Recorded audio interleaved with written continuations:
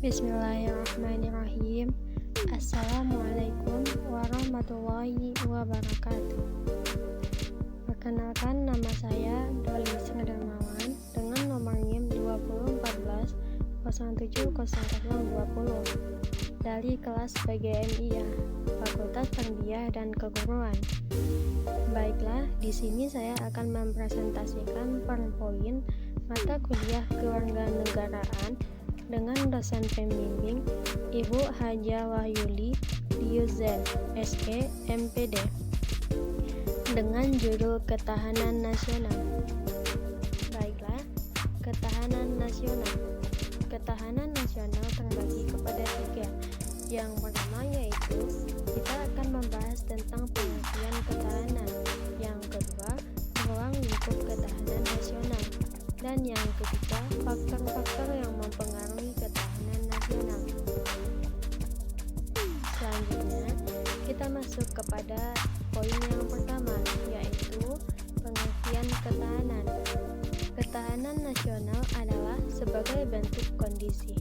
Ketahanan merupakan kondisi dinamis bangsa yang berisi ketangguhan serta keuletan dan kemampuan bangsa untuk mengembangkan kekuatan nasional dalam menghadapi segala macam bentuk ancaman, tantangan, hambatan, dan gangguan baik yang datang dari dalam maupun luar yang mengancam ketahanan nasional.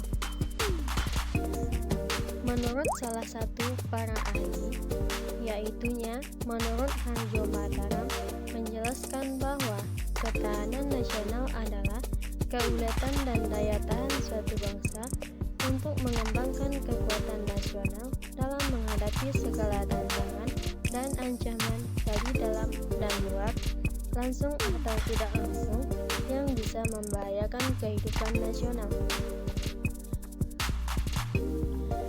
Jadi kesimpulannya adalah ketahanan nasional adalah kemampuan suatu negara untuk mempertahankan integritas, identitas, serta kelangsungan kehidupan negara yang terhimpun dalam kekuatan nasional untuk menghadapi segala ancaman baik dari dalam maupun luar. Selanjutnya, kita masuk ke poin yang kedua, yaitu ruang lingkup ketahanan nasional. Di sini, ruang lingkup ketahanan nasional terbagi kepada 4 macam. Baiklah, yang pertama yaitu manusia berbudaya. Manusia akan selalu mengadakan hubungan-hubungan dengan agama, ideologi, politik, ekonomi, sosial, seni atau budaya, ilmu pengetahuan dan teknologi, dan hankam. Karena manusia makhluk sempurna yang memiliki naluri kemampuan berpikir, akal dan keterampilan, senantiasa berjuang mempertahankan kelangsungan hidup. Yang kedua, tujuan nasional falsafah bangsa dan ideologi negara. Tujuan nasional menjadi pokok pikiran ketahanan nasional karena sesuatu organisasi dalam proses kegiatan untuk mencapai tujuan akan selalu berhadapan dengan masalah internal dan eksternal, sehingga perlu kondisi yang siap menghadapi berbagai ancaman tersebut. Yang ketiga, wawasan nasional. Konsepsi pandangan hidup yang tersusun berdasarkan hubungan dinamis antara cita-cita, ideologi, aspek sosial budaya, kondisi geografis, dan faktor kesejarahannya. Yang keempat, pendekatan kesejahteraan dan keamanan. Kebutuhan mendasar dan esensial baik sebagai individu maupun anggota masyarakat dalam kehidupan berbangsa dan bernegara. Selanjutnya, kita masuk ke poin yang ketiga, faktor-faktor yang mempengaruhi ketahanan nasional. Pengaruh aspek ketahanan nasional pada kehidupan bernegara terbagi kepada 5 macam. Yang pertama adalah pengaruh aspek ideologi. Pengaruh aspek ideologi di sini terbagi kepada 4 juga. Yang pertama, ideologi liberalisme, ideologi komunisme, paham agama, dan ideologi Pancasila. Yang kedua, pengaruh aspek politik terbagi kepada 2 macam. Yang pertama, politik di Indonesia, dan juga yang kedua politik luar negeri. Yang ketiga, pengaruh aspek ekonomi. Yang keempat, pengaruh aspek sosial budaya. Dan yang kelima, pengaruh aspek hankam.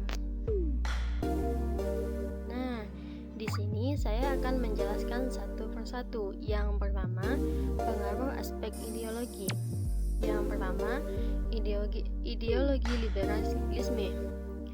Di sini, ideologi liberalisme bertitik tolak dari hak asasi yang melekat pada manusia sejak lahir dan tidak dapat diganggu-gugat oleh siapapun, termasuk penguasa kecuali atas persetujuan dari yang bersangkutan.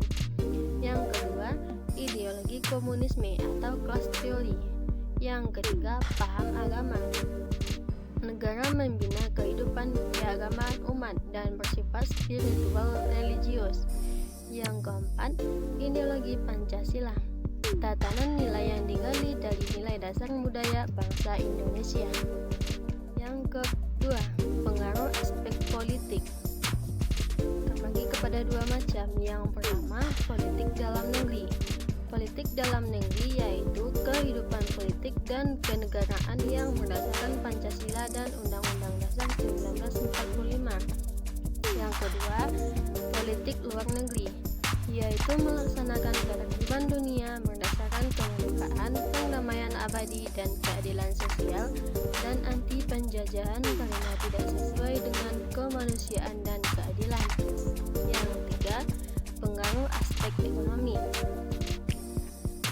Sistem perekonomian yang diterapkan oleh suatu negara akan memberikan cara terhadap kehidupan perekonomian negara yang bersangkutan.